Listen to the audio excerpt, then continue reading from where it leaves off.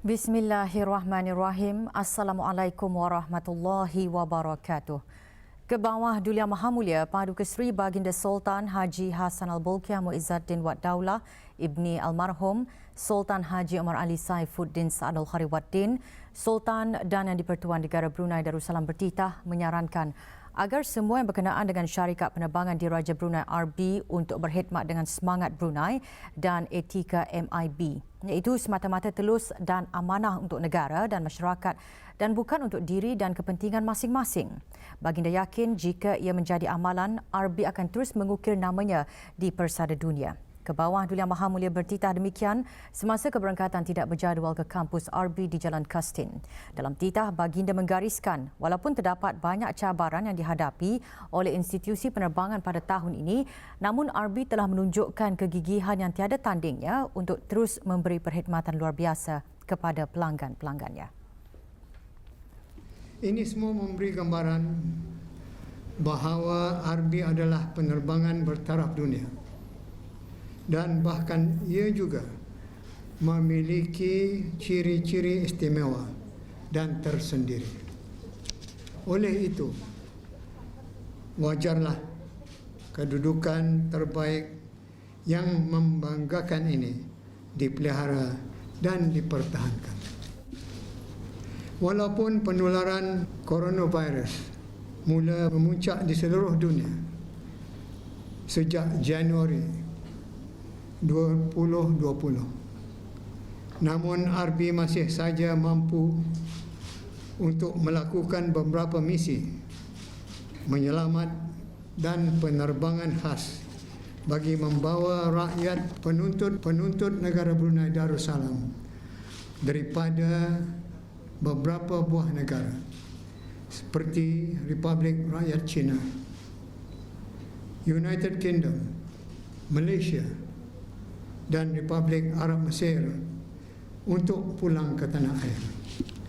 RB juga memberikan kerjasama kepada beberapa kedutaan dan pesuruh jaya tinggi di negara ini untuk membuat penerbangan khas bagi membawa balik rakyat mereka ke negara masing-masing, seperti ke United Kingdom, Indonesia, Thailand dan India.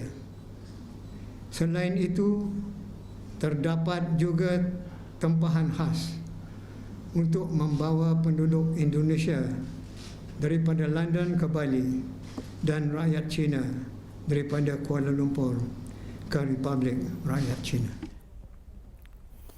Ke bawah Duli Yang Maha Mulia bertitah, penularan wabak coronavirus menyebabkan berlakunya sekatan-sekatan perjalanan dikuatkuasakan oleh banyak negara. Ini membawa impak besar ke atas penerbangan di seluruh dunia yang menjadikan permintaan perjalanan udara telah berkurangan secara drastik. Situasi ini tentu saja merupakan cabaran getir bagi RB. Ia benar-benar menguji kewibawaan semua pihak, terutama lembaga pengarah RB dan pengurusan eksekutif. Inisiatif berkesan dan langkah-langkah mitigasi untuk mengurangkan kerugian mustahak diusahakan. Pegawai-pegawai eksekutif dengan diketuai oleh Chief Executive Officer CEO perlu mengambil punggur kehadapan mengemudikan RB.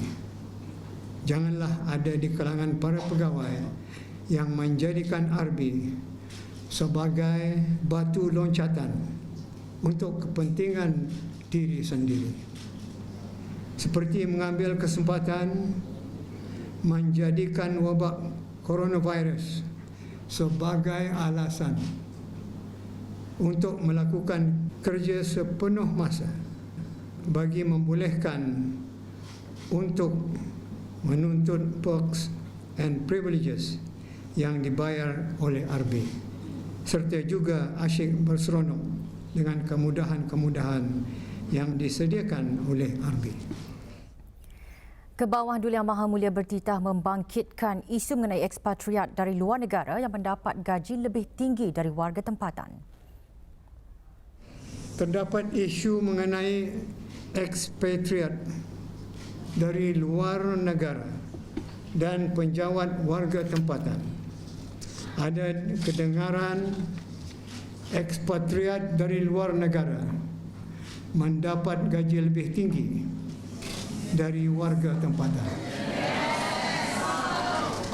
Walaupun dalam jawatan yang sama, mengapakah harus berlaku yang demikian itu? Beta juga turut mendengar mengenai alasan mengapa kita mengambil warga asing, ialah supaya mereka itu dapat memberikan tunjuk ajar kepada warga tempatan. Tetapi setelah diambil bekerja di RB, tidaklah berlaku pengalaman dan kemahiran warga asing itu dikongsi oleh warga tempatan. Melainkan yang ada warga tempatan pula yang digunakan untuk melakukan kerja-kerja warga asing. Bukannya warga asing memberikan tunjuk ajar kepada warga tempatan. Kalau beginilah keadaan, tidak ada maknanya pengurusan peringkat tinggi RB disandang oleh warga asing. Turut dibangkitkan isu pengurusan yang kurang menyenangkan yang tidak sepatutnya berlaku. Lantas baginda bertitah menggesa mana-mana pihak yang terlibat supaya segera menyedarinya. Selain itu, berlaku juga pengurusan kurang menyenangkan seperti kaki tangan tempatan dipaksa mengambil cuti oleh pihak pengurusan.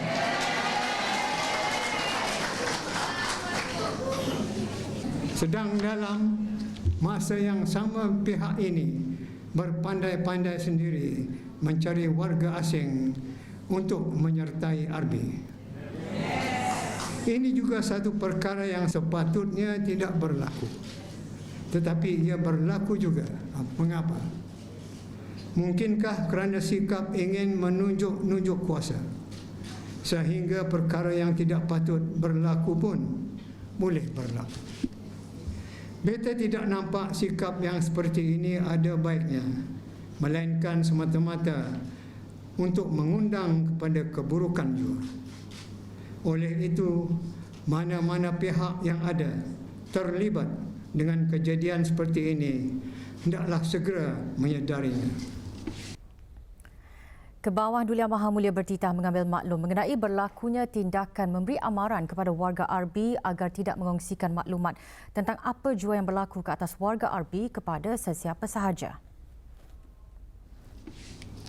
Beta juga terkejut mendengar bahawa pihak pengurusan didapati berlainan haluan dengan lembaga pengarah. Pihak pengurusan di samping mahu tahu, mereka juga mahu mengawal semua yang berlaku di dalam syarikat, termasuk apa-apa jua perancangan yang ditetapkan oleh lembaga pengarah. Dari perkara-perkara yang berkaitan dengan pekerjaan, perancangan, sampailah kepada setiap pembelian syarikat pun mahu diketahui sama. Berlaku juga tindakan memberi amaran kepada warga RB supaya tidak mengongsikan maklumat kepada sesiapa saja, termasuk media atau media sosial, tentang apa-apa jua yang berlaku ke atas warga RB, seperti tidak memberi bonus, gaji dan pangkat tidak naik dan sebagainya. Dalam titah, baginda menekankan mustahaknya pihak-pihak berkenaan dengan RB mempunyai perancangan yang relevan dalam pentadbiran mahupun pengurusan.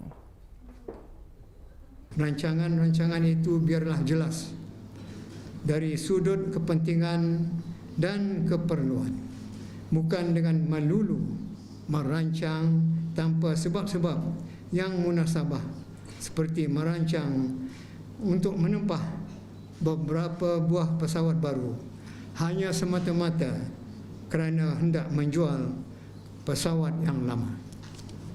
Perancangan seperti ini pada hemat beta perlu dikaji lagi dengan menimbang masak-masak akan kesesuaian keperluan dan keadaan semasa. Sesuai untuk memelihara nama baik RB, semua yang berkenaan dengan syarikat ini, dari lembaga pengarah, pegawai-pegawai eksekutif, pentadbiran dan bahkan semua yang bernama warga RB, hendaklah bekerja dalam satu pasukan untuk RB, bukan untuk diri dan kepentingan masing-masing.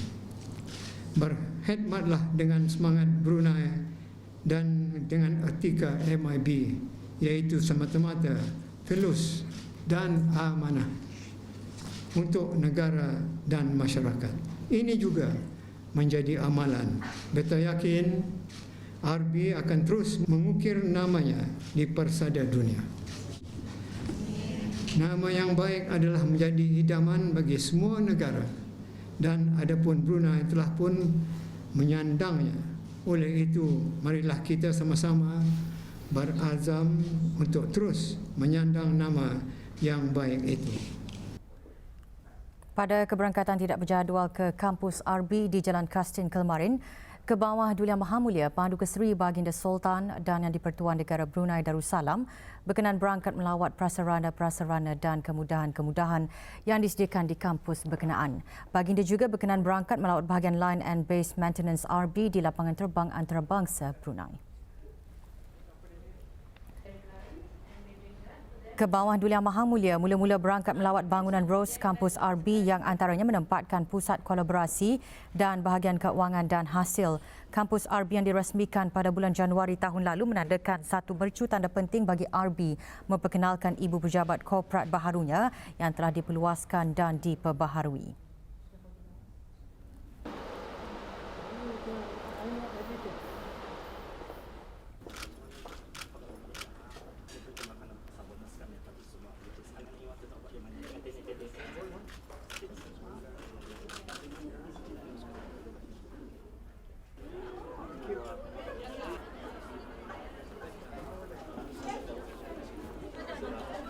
Setakat ini lebih 300 kaki tangan bertugas di kampus ini. Dilengkapi dengan bilik-bilik latihan, kampus ini berperanan sebagai sebuah pusat pembelajaran bagi semua perkembangan RB dan latihan-latihan dijalankan dalam negeri. RB menduduki tangga ke-66 dalam kedudukan 100 buah syarikat penerbangan terbaik dunia pada tahun lalu. Selain itu, RB juga secara rasminya menerima anugerah penerbangan 4 bintang Skytrax daripada Pertubuhan Pengiktirafan Pengangkutan Udara Antarabangsa yang beribu pejabat di United Kingdom.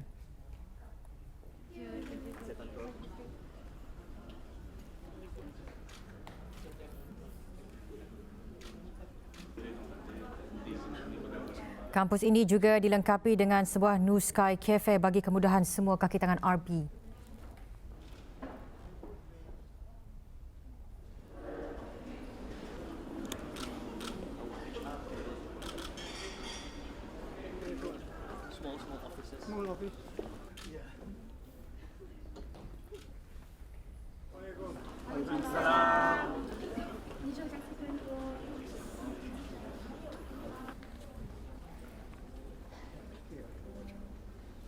Di bangunan Simpur, Kebawah Duli Yang Maha Mulia berkenan meninjau beberapa bahagian termasuk bahagian audit dalaman dan hal ehwal perundangan dan bahagian teknologi maklumat sambil berinteraksi dengan warga kampus RB.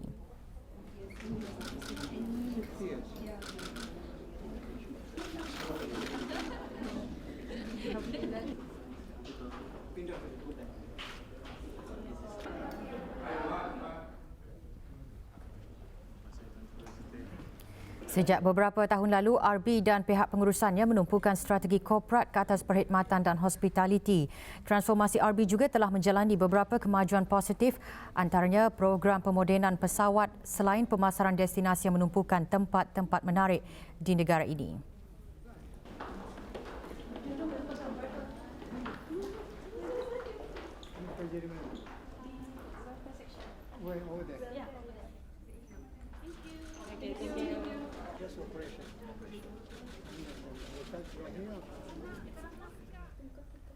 Hangar 1 RB di lapangan terbang antarabangsa Brunei antara prasarana RB yang mendapat perhatian baginda.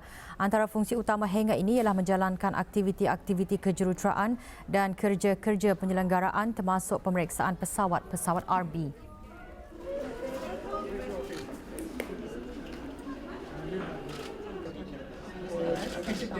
Yes, please. Yes, Okay, please. okay.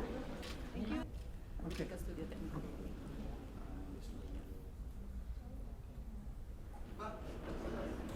Still on.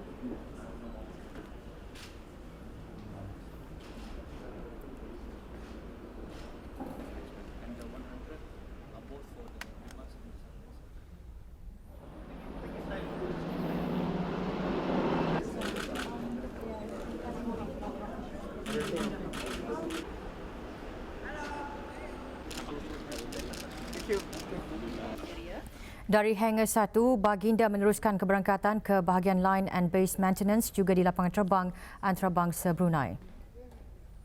Possibility to put it right, you don't have to go out.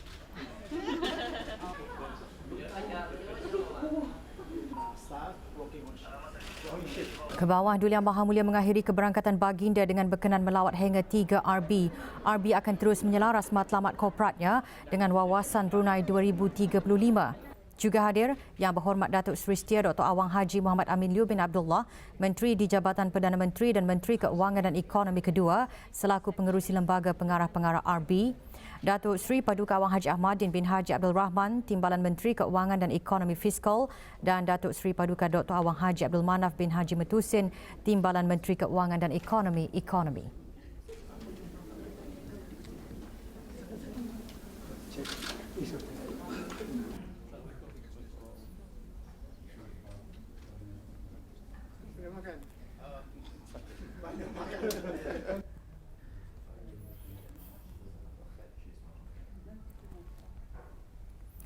Dengan kemahiran yang diperoleh sepanjang berkursus di Pusat Pembangunan Belia, para graduan dinasihatkan agar perlu mencabar diri mereka dan seterusnya melangkah ke hal yang baru dengan segera.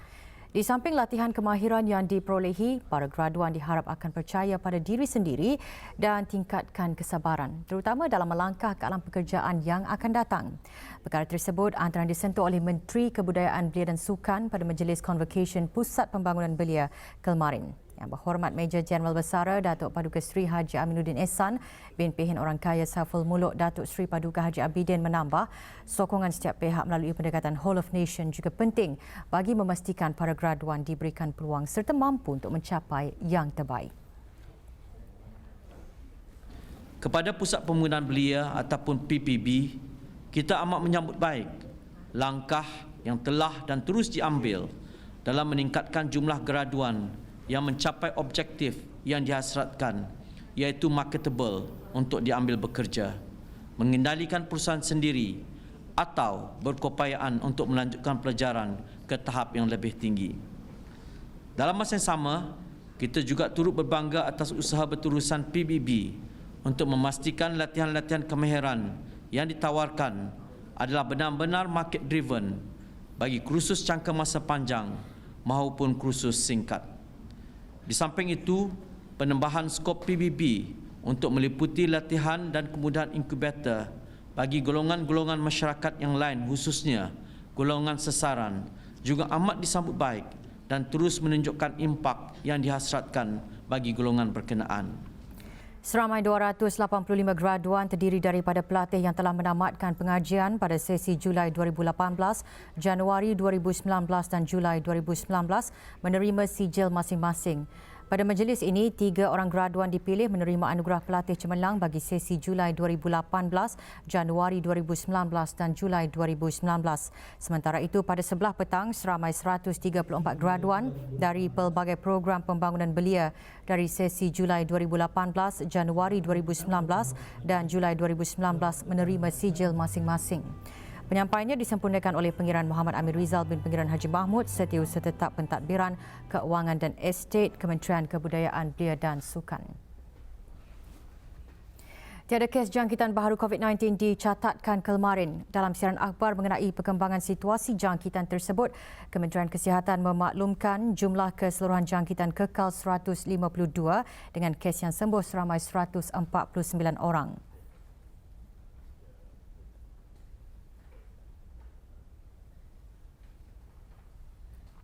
Kes terakhir jangkitan tempatan COVID-19 dilaporkan pada 6 Mei lalu, manakala jumlah kes import sejak kes jangkitan terakhir tempatan dilaporkan sebanyak 11 kes.